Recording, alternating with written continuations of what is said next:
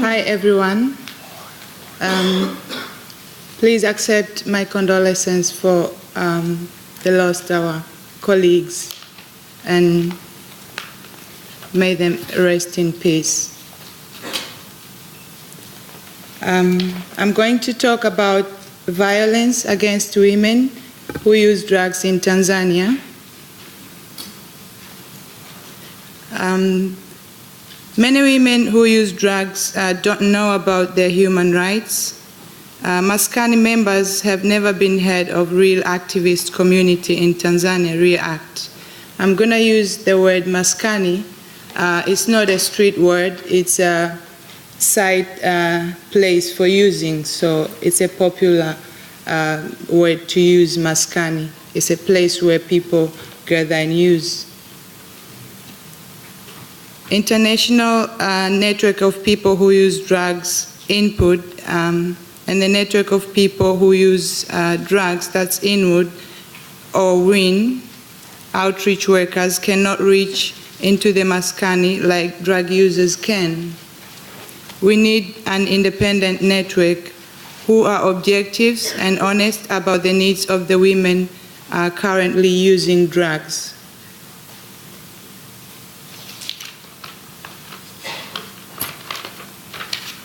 And this is the picture that women who use drugs in Tanzania, especially in Temeke, where I come from. It's a very poor district. Many women never finish even primary school. We have suffered stigma and discrimination and been criminalized from our communities. And even when we stop using, we still have this stigma.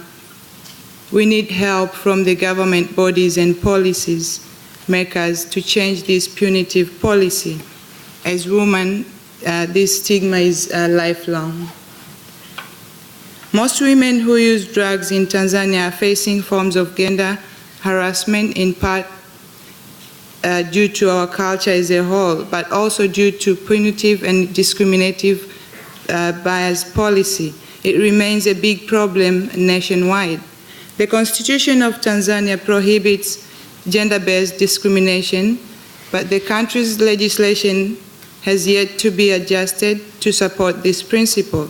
In general, legal protection for women remains limited, in part because Tanzania's judicial authorities take into account both customary and Islamic Sharia laws.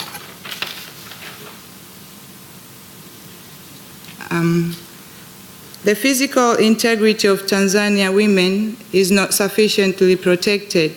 In fact, the number of complaints filed in relation to violence against women has increased in recent years. Such violence remains very widespread, and law neither prohibits nor punishes domestic violence. More than half of Tanzania women are thought to have been beaten by their husbands.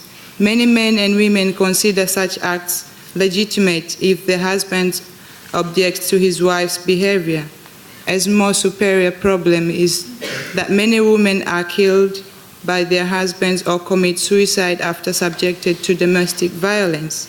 The police do not generally intervene in domestic disputes.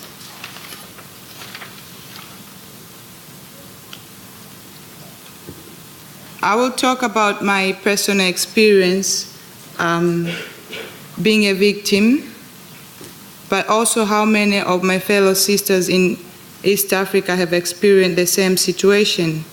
And I'm grateful to have this chance to talk about issues that hit me very hard, many years, and now I'm ready to express. I have nothing to fear.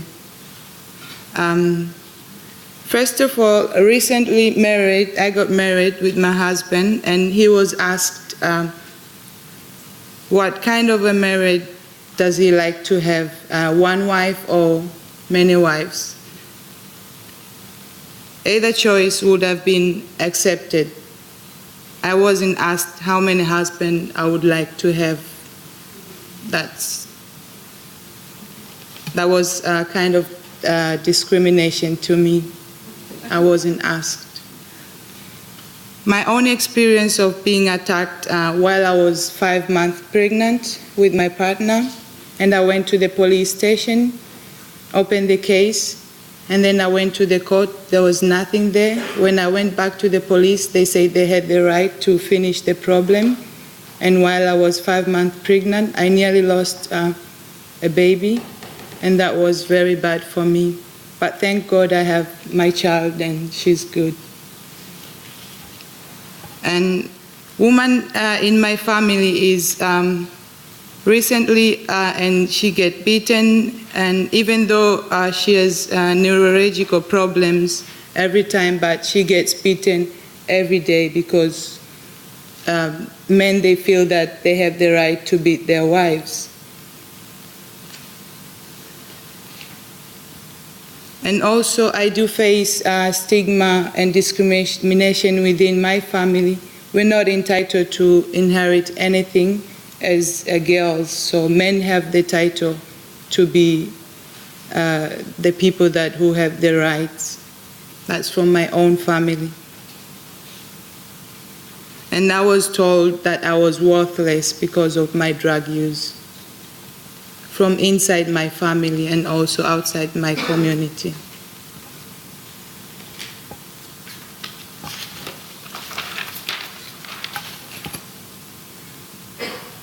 For many women, they can't accept, they accept that violence and abuse is part of married life, of being arrested, of part of being in a relationship, and just being a woman in East Africa. So they kind of accept that. To share information about human rights, health, and well-being education, the law, sexual health and reproductive rights, to feel part of a network where women can share their experience and feel safe and learn how to challenge this practice is at least one step to a life of mutual respect and living without fear. Many women in Tanzania are facing double stigma, discrimination, and deep-rooted societal violence. I strongly believe many women can achieve justice and respect, but not without the support and awareness of the global community.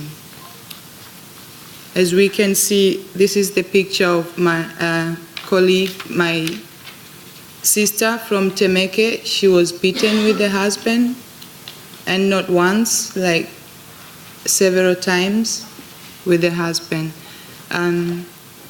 This is my presentation. Thank you very much for giving me this time.